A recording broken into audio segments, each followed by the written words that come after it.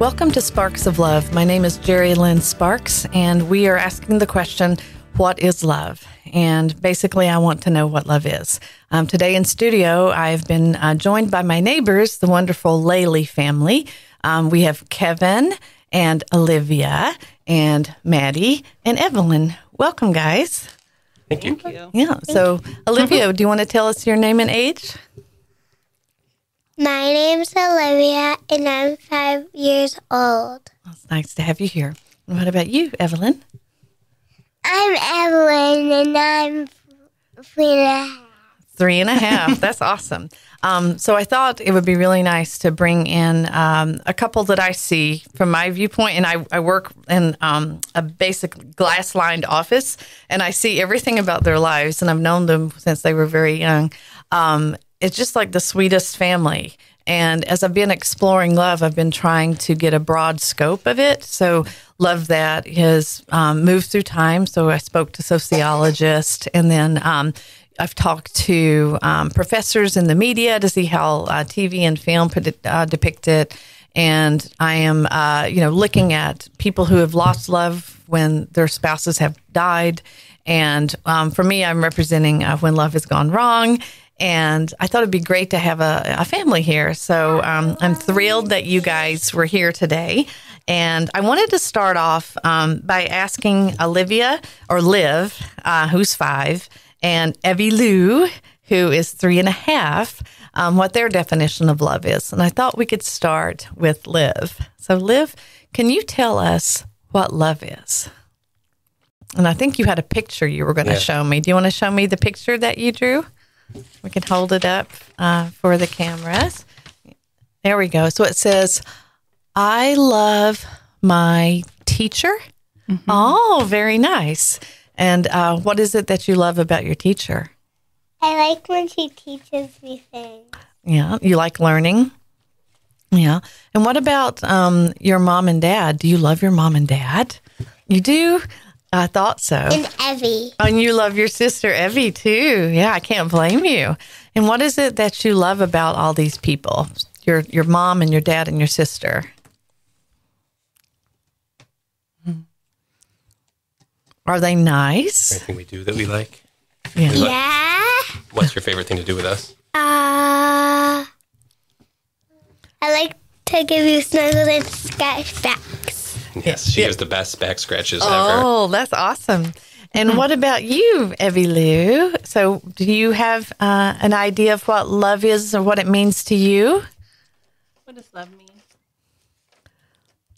Does it mean hugging on your mommy? Who are some friends that you love? Ooh. Can you say it into the microphone? Dolphin. Dolphins? Dolphus.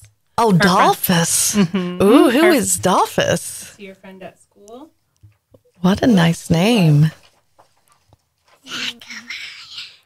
Can you say it into the microphone? Zachariah. Zachariah and Dolphus. And who's your best friend?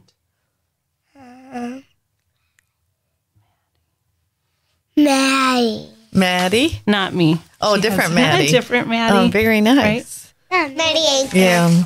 I remember when I was little, like your age, and I had a crush on a boy, and I won't say his name because he's still in my life. And I was in kindergarten, and I didn't know that he liked me. And we had dress up day. They used to have dress up closets, and I remember they had like crowns that you could put on.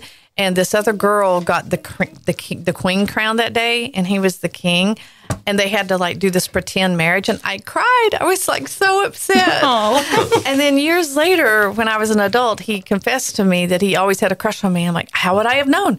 You never ever, the whole time we were in school, like never ever said anything. Not that it would matter now, but it was just one of those things I remember about. Even at this age, you can have like a concept of love, and as parents, that's got to be like terrifying because you have 2 beautiful daughters, you know. Yeah.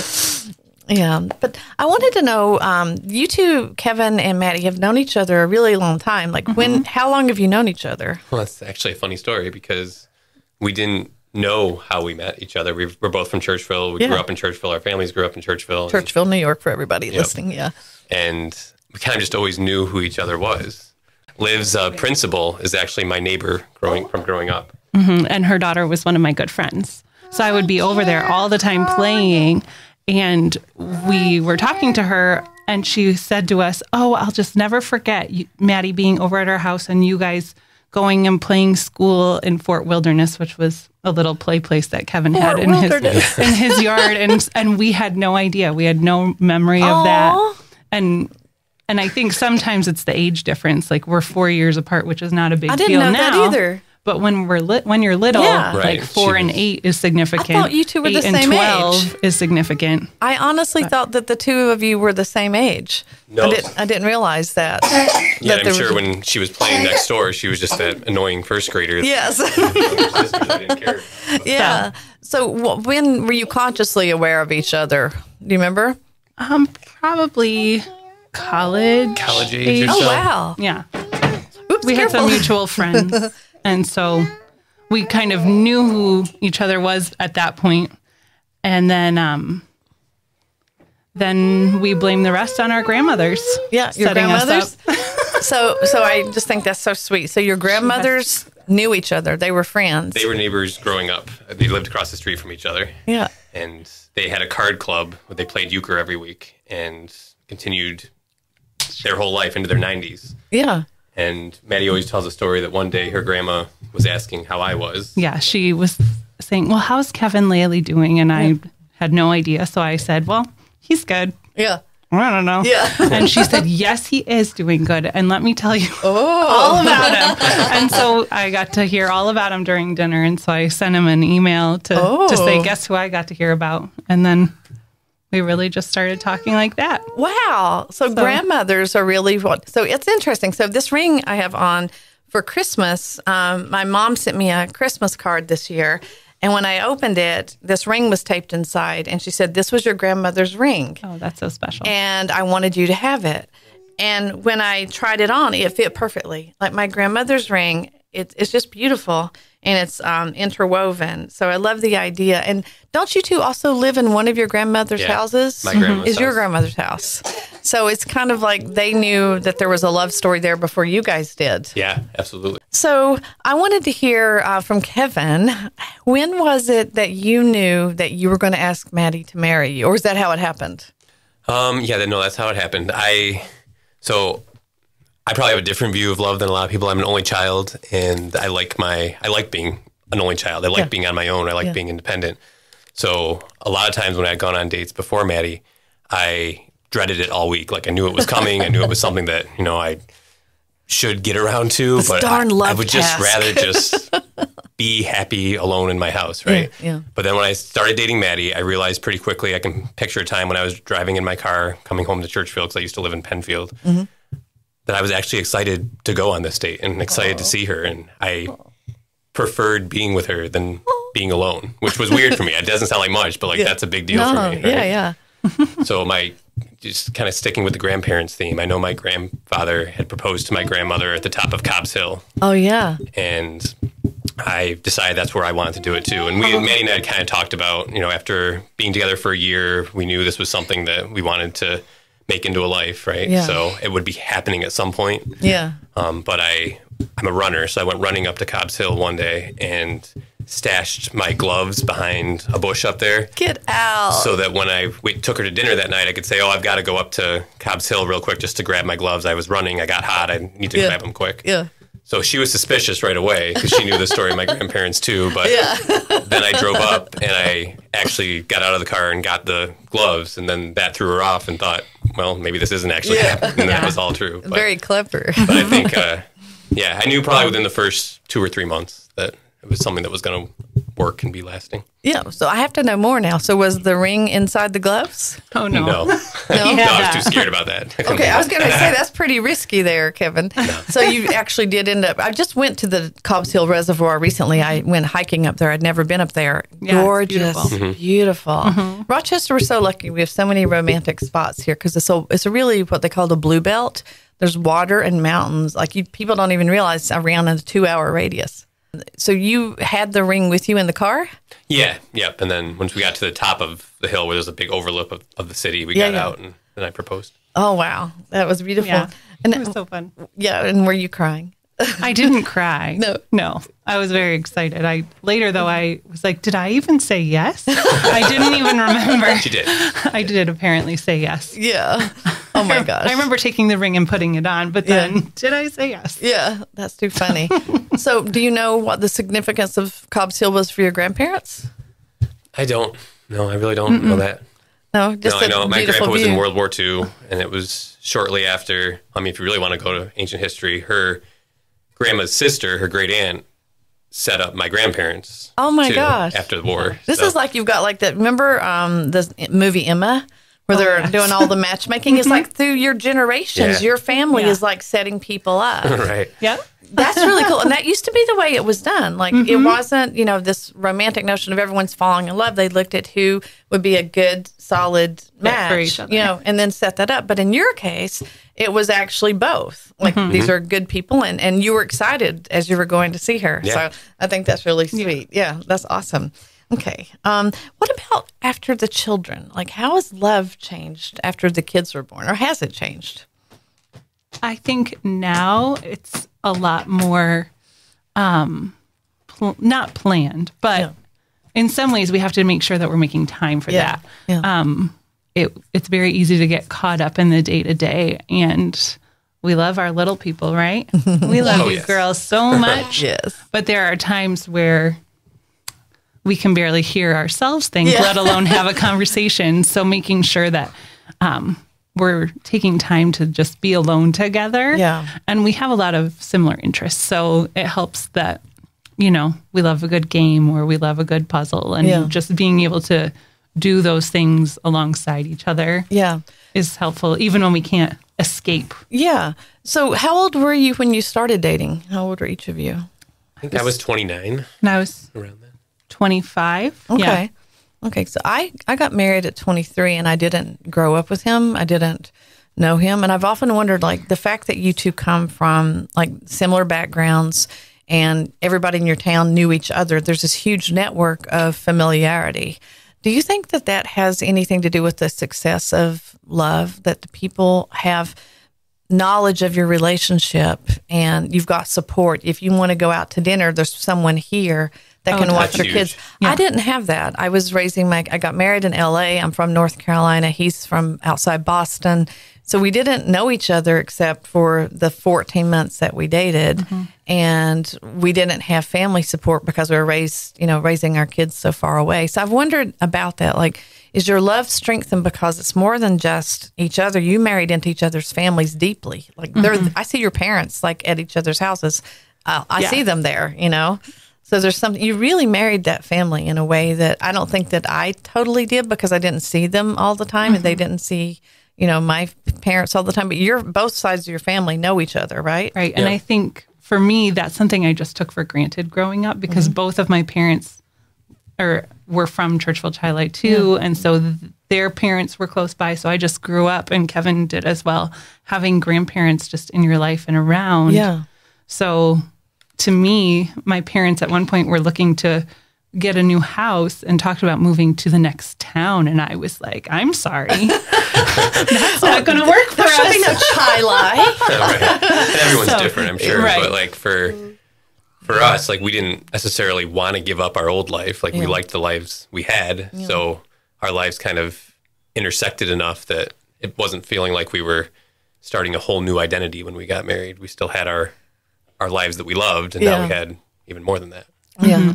But I think that familiarity too, like you mentioned, just knowing that people were rooting for us. Yes. At first we had to we didn't tell people we're even seeing each other, because we were like, what if it doesn't work and our grandparents die of broken heart or something, Or I remember going to the credit union right in town and them being so excited for us, and being like, how do you even know?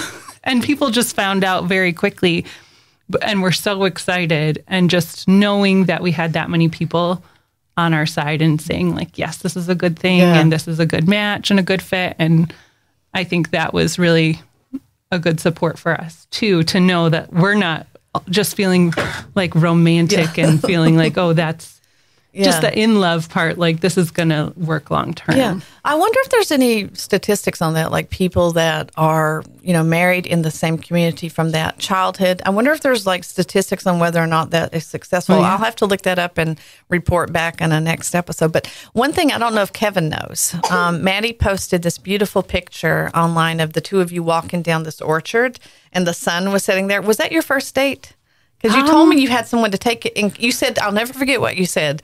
Maddie and I were talking about you when you weren't around, Kevin. She goes, I had my friend to hide and take it in case it worked out. And I thought, wow, what a romantic. What a romantic. I don't know anything about this. I know. When we were at Whittier Fruit Farm. Oh, yes. Okay. So we'd been dating probably like a month at that point. But, and that friend honestly was almost on what we now call our first date, because I wanted to get a group of people to go to a Red Wings game. Yeah.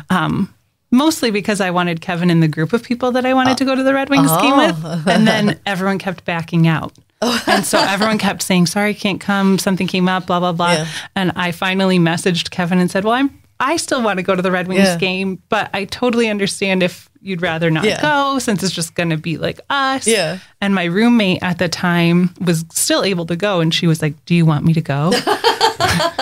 And I was like, no.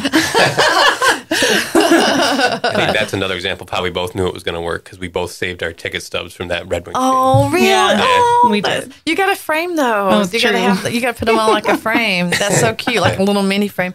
So did the friend end up going or no? She didn't go, but she's the one that took our picture in the orchard. Oh, that's a good friend. That is a good friend. I know. Yeah. Liv would like to know if you've got any questions, because she is raring to talk here. Yeah, I do have questions. So do you have something that you love more than anything? Like, do you have a favorite toy that you love, Liv? Like maybe your new camera that you got that I saw yesterday during brunch? What's the favorite thing? What did you ask Santa for that you were so excited that you got yesterday when you opened it? Do you remember? You made this? Oh, she has friendship bracelet? What was that? A rainbow loom. A rainbow what? Rainbow loom. Loom. You got a rainbow loom? Do you know I still have my rainbow loom? Yeah. Wow. My rainbow loom I used to make pot holders. And when the kids were little, they had it and they made pot holders. I still have those. Like those little mementos that my kids have made. That I love those. Is that what your rainbow loom does? Does it make pot holders? It makes bracelets, right? Yeah. Oh, look how pretty that is. And you made something else last night too that you loved, right? What was that? A bunny. You made a bunny? How did you make it? A stuffed bunny. How did you make with a rainbow loom? I'm confused. No, what did you do? I sewed it. She sews? Wow. Yeah, she got I'm it. pretty You told me impressed. something too. You put something inside it, right? What did you put inside it when you stuffed it? Oh, you put something inside the bunny when you stuffed it? Did you put love inside that bunny? Does it have a heart? Yeah. You put a heart? Oh my gosh. Does she know the story of the Velveteen Rabbit? I don't know You do, if she yeah. does. Okay, so I will tell you if something. Your mom and dad are going to have to read the Velveteen Rabbit to you. It is one of my all-time favorite stories. Yay. And one of the things I remember about the Velveteen Rabbit is it wasn't fancy. It was just a plain rabbit that this little kid loved so, so much. And when you love something so much, that's what makes it real. And I really think, I didn't plan to talk about this today, but that's actually a really cool thing, Liv. So you can take that symbolically, Liv. Like when you love something so much, it gives it agency. It gives it more weight in your life. Like this ring that comes from my grandma now. Maybe I wouldn't have picked this out myself in a store. I like silver jewelry more than gold. But because it's something that my grandma loved, it makes it more real for me. And now I love it more. It's going to be more real for me and what its meaning is. So I really love the idea that you put a heart inside the rabbit. That was very sweet. And do you have a name for this rabbit? I said Biggie the bunny. Biggie? Biggie Bunny?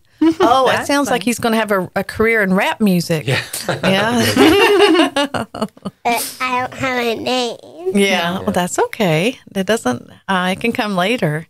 Yeah. Did you guys ever get into poetry the time that you were dating? Like, Was that something that you did?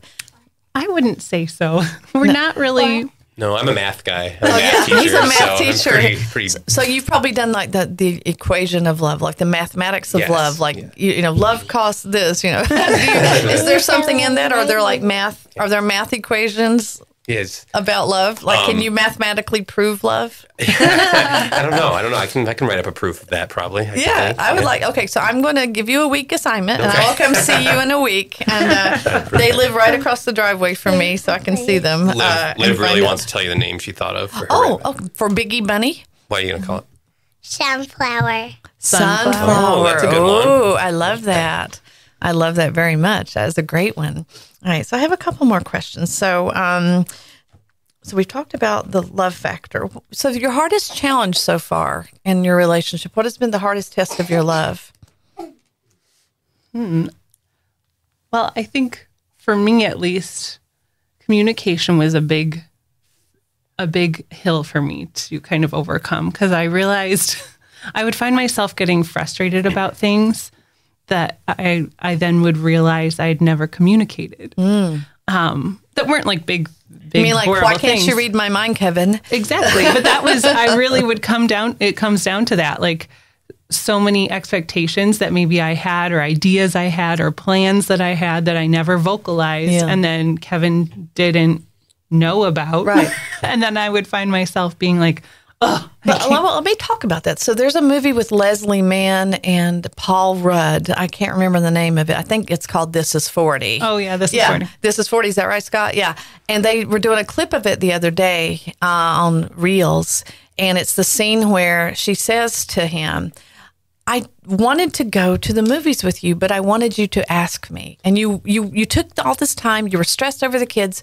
You got to have a day away from the kids where I'm at home. I'm watching the kids. I've worked, you know, and she's like, I want a day away from the kids too. I want a time at the movies as well. I want to go to the movies with you. He goes, I saw Spider-Man. And she goes, I want to see Spider-Man. And he goes, well, Spider-Man 2 is coming out. You can go see it with me. And she said something that resonated with me so deeply. She said, I don't want to tell you. I want you to want to take me. I want you to ask me to go. And that got me. I'm like, we really, or at least I do, and you do too, apparently, we don't want to have to give them a roadmap to our heart. I wanted my ex-husband to know what I wanted for my birthday. I didn't want to give him a to-do list. I didn't want to give him a grocery list of things. I wanted him to spend time to get to know me and do that. And it never worked out. Like, my neighbors at my old house actually gave me a great birthday one time because they saw me. Like, is that sort of the thing you're talking about? Like, you don't want to have to tell him everything. I'm not attacking you. Oh, no. And it wouldn't even be that, because I would say it would be just more little plans of like, oh, I wanted to do this today, and instead you want to do that. Oh, okay. And I never told you that I wanted to do this. Yeah, okay. You know, I'd say as far as making me feel seen, Kevin does a very good job of that, because he pays attention to details, and that's that math professor. And he remembers certain things, and whether he remembers them long term or makes notes. Yeah. I'd say that is a difference, because he's also a good gift giver. Oh. When he has a good idea, you know. I try. Then there's always some years where all I have is a book, but I try to save up those good ideas. One of my favorite gifts more recently was a signed copy or a signed picture of Dick Van Dyke, who is one of my other true loves. Oh, that's awesome. Did you see the 98th birthday special? I didn't know that about you, so that's really interesting to know. So, Kevin, for your perspective, what has been the hardest challenge so far in your loving relationship with Maddie?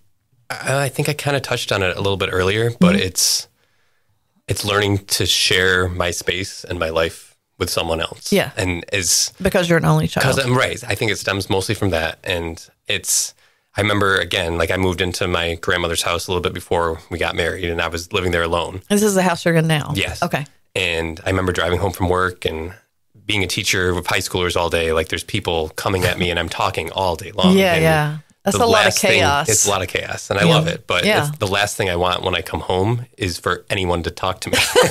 I'm going to remember that when I see you coming up the doorway. But just so everybody knows, like, when Kevin gets off work, sometimes I'm like, I work from home. I'm like, a person, I can go talk to it. Especially during the pandemic when we didn't see anybody. Oh my gosh, right? Yes. But I know it's not a perspective that a lot of people share probably, but I always tell Maddie and the kids, like, I always try to rush home and be the first one home. So I have just 5 minutes of peace when I walk in the door. Like to have, I don't have animals. I never had animals. I don't want anything running at me when I open the door. So when you watch my cats for me when I'm on vacation, that's a really kind thing that you're doing. I don't mind watching other people's animals, but I just, people tell me, like, they open the door and their dog jumps on them, showing them all so much love and they miss them. And that sounds terrible to me. Like, I just want quiet and be left alone, right? So I was worried when Maddie and I moved in together that I would really struggle with finding that peace and that recentering time that I needed. But I think one of the ways she shows love to me a lot is by making a point to give me my space when I need it. And it helps me so much to have those moments where I just have quiet and me time, and it helps me appreciate everything else that I have so much more. Yeah. I remember when my kids were little, I had that same feeling. And I was not an only child. I was the oldest child, though. So I had 3.5 years where it was just me. And I remember when my sister was born, I was very upset about this because I wanted to continue being the only child. I loved her later, but at first I was like, nope. But I remember when my kids were little, and I have 4, I got home from work one day and I could hear the chaos in the mudroom. And I'm like, oh no. And I like, oh, they don't know I'm here yet. And I stayed in the car and just listened to a couple of songs on the radio and doing like breathing, like I've got to center myself and be ready for the chaos. And that didn't happen very often, but I think a lot of people have that moment.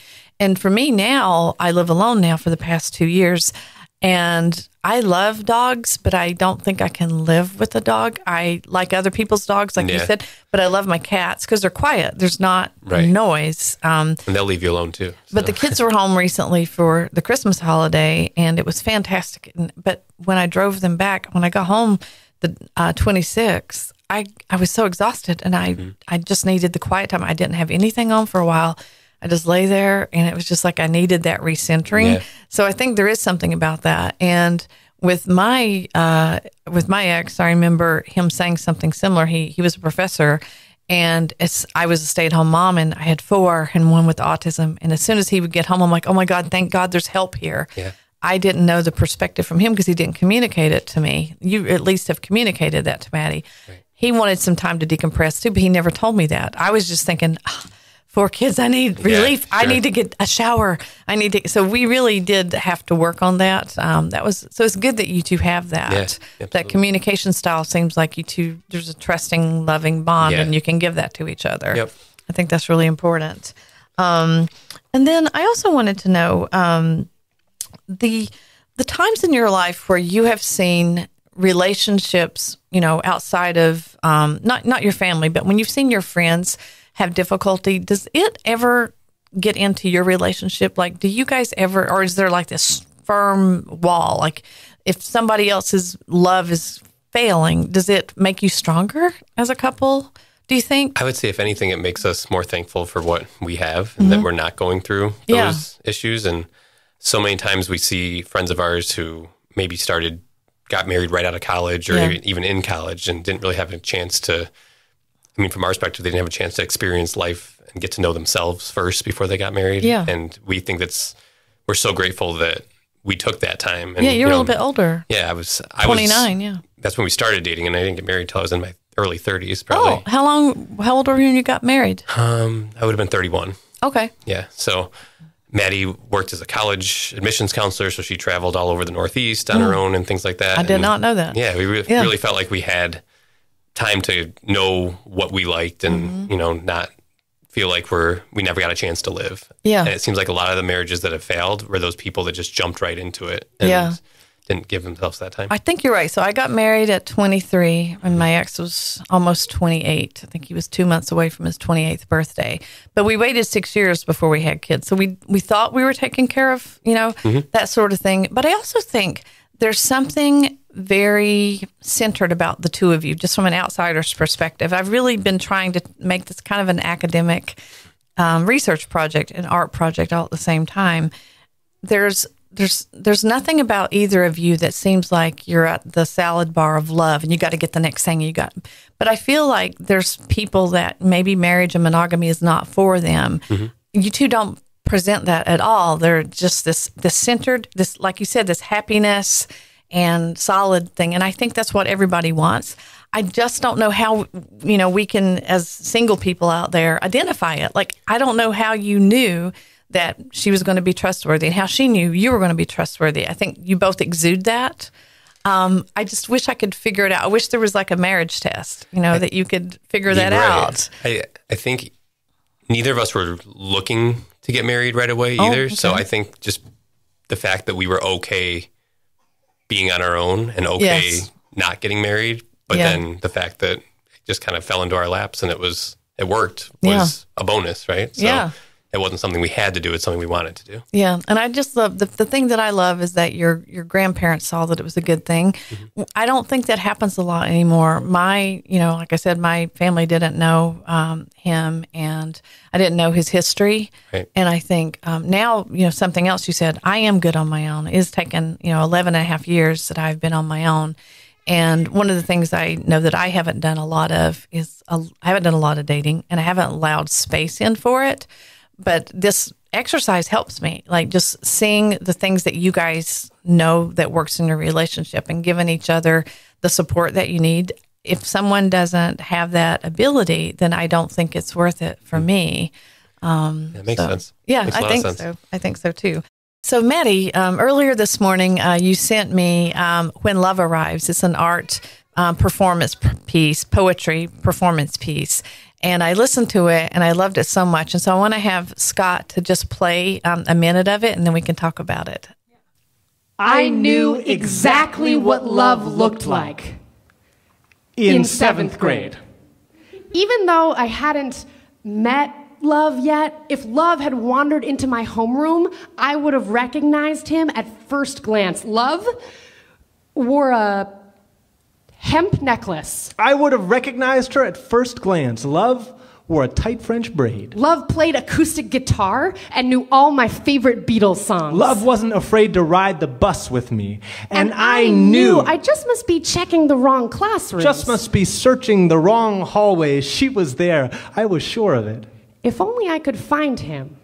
But when love finally showed up, she had a bowl cut. He wore the same clothes every day for a week. Love hated the bus. Love didn't know anything about the Beatles. Instead, every time I tried to kiss Love, our teeth got in the way. Love became the reason I lied to my parents. I'm going to Ben's house. Love had terrible rhythm on the dance floor, but made sure we never missed a slow song. Love waited by the phone because she knew if her father picked up, it would be... Hello. Hello. Oh, my God. I guess they hung up. So I just love that, and there's a link to it on the site. So when I saw that and when I heard the things they were saying, I think that's very similar to what I'm doing, and I think that's probably why you sent it to me. But I also think that is what happened to me. I really felt like I knew in 7th grade, Right. And it was, for me, it was Rob Lowe. Just absolutely, love was Rob Lowe. And, I watched him in a movie the other night. So maybe love still is Rob Lowe. Maybe. But it's so funny because you can't really choose ahead of time. And with your love story, it seems like you two didn't even know that you had played with each other. You weren't looking. Mm-mm. Kevin just said, while you were out of the room, Kevin said that you were, working as like a college counselor in the Northeast, doing your own thing. Mm-hmm. He had his own place in Penfield doing his own thing. And neither of you were necessarily looking for love or marriage. It just kind of came in the door when you weren't looking for it. Is everything in that clip kind of similar to how you view it? I think that is kind of it. Like, you have this idea of what it's going to look like and what it's going to be, and maybe a little more for me. I did want it. So it's not like I was just not looking. Yeah. And I wouldn't say I was looking in the wrong places either, but I wanted it, but I didn't want it to be the only focus. Like, I had friends who were so focused on, I need to get married. And that scares people away a little, I've never thought that sentence. I need to get married. The need never came in there. Right. And that could be a little bit more of where I was raised, And, but I think for both of us, I jokingly just told him that I got to hear about him all at dinner as kind of like isn't this funny? And have you ever thought about if you hadn't sent that email? Yes, because what a weird thing to do. And I even debated, do I even send this? Like, why bother doing that? Because you hadn't seen him. No, in years. You kind of had a vague idea of who he was. Yeah. And, but it is funny because maybe this is not podcast material, but my roommate and I one day, she just said, is there anyone that you kind of know in your life that you feel like you could just like spend the rest of your life with and it would be fine? And she, of course, had someone that she immediately brought to mind. For you or for her? For her. Oh, okay. And so I like sat there and thought, and I said, well, you know, like I've always thought like Kevin Laley's a good guy. And I feel like we could we'd make a good life together. I feel like we are cut from the same cloth. Yeah. And we just have similar values and just things that we enjoy and love.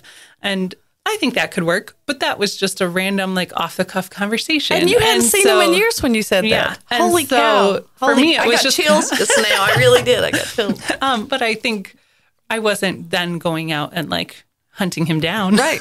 You know, it was something that just happened in this weird sort of way. And you took a chance. I did. That's what I really like about it. Like, you took the chance, because I think in our society, I'm Southern, and obviously girls don't do that. You don't make the first move. You don't send that. It's too forward. And I can think of so many times where guys have said to me, like, they were too shy to approach me in school, because I was a jock. I was captain of the basketball team. I was on homecoming court. Like, I was it's intimidating. Yeah, and I didn't know that. I was very grounded. I didn't really think, I was all that. It was a thing. I knew my friends liked me and they voted me into these things, but I didn't realize that came with intimidation. And so I didn't send the email. Email wasn't a thing when I was in high school. Right. But that's cool that you did that. Yeah. Yeah. And I've always loved the old-fashioned boy next door sort of story. That's definitely my type, and I think one of my favorite love stories is It's a Wonderful Life. And that's a wonderful. I love because that there's just so many wonderful things. There's like romantic love, there's familial love, and then there's literally the entire town showing up for you at the end. And I think for us, that's what we've got. You know, we're Churchville lucky to is very have that, much like that. know, so and I know your parents on both sides, and it's just such a wonderful, loving. Like, Kevin's father will stop in if he sees the trash and recycling out. He'll go, "Oh, I'll move it in for them." Yeah, it's just like these little tiny things. Oh yeah, that kind of add up. And Maddie's mother was my son's speech therapist for a while. So like, they're just a very giving family. So you guys do have like that cut from the good cloth thing. I think one of the things that I find the most fascinating is how there's so much divorce around. And even with your generation, there is. Or then the other side is people just aren't getting married. Like, a lot of people in your age group, they completely say no. And I asked Kevin, like, how has the friends that you have when their relationships don't work out impacted you? And he had a really sweet answer. And he basically said that you two lean into each other even more. It strengthens your relationship because you're so fortunate and realize what you have. But what about those people that, aren't getting married? Do you think it's because they don't have the fortitude to find what you guys have, like to take that initiative? Or is it just a personality difference? I think, are some people not really made for marriage? Well, I think I have some really good friends who would love to be in a relationship and have that. And in some ways, there just don't always seem to be the quality people that they're looking for in the area that they live. And they're maybe not into the online dating because that is such a salad tricky, bar. Because I call it the salad bar. I can't stand it. But you can present whoever you want to be online. Yeah.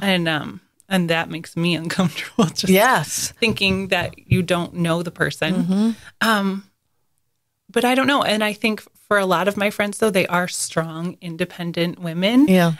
And as much as they want that, they don't need it. Yeah.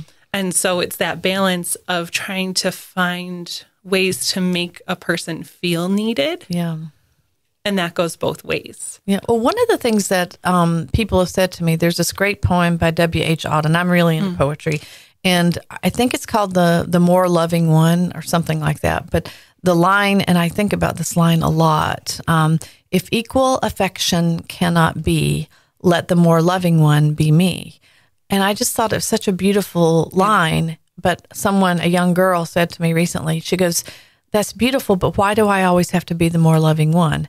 And it got me there. With you and Kevin, I don't see that. I feel like there's equal giving in this relationship. It's very evident to me. Like, I live so close to these guys, like this beautiful family.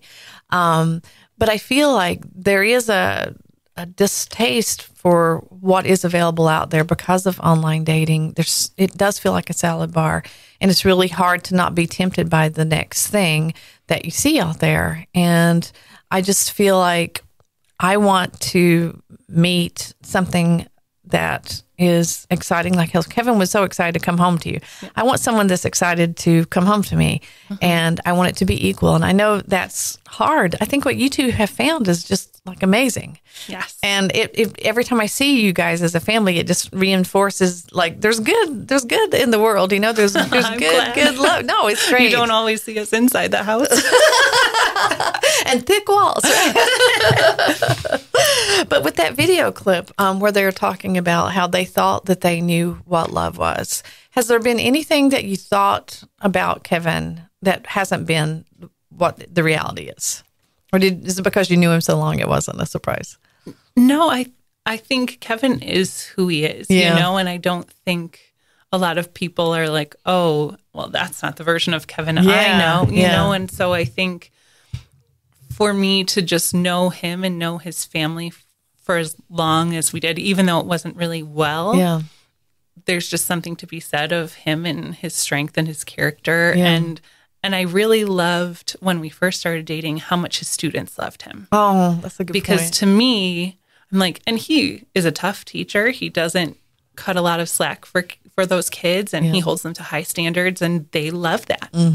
And just seeing how many relationships he still has with certain students over the years, and he just had his students painted us a picture of our house for Christmas. So just he keeps in touch with these kids and really invests in their lives. Yeah. And even when he's stressed with work, that brings him so much joy.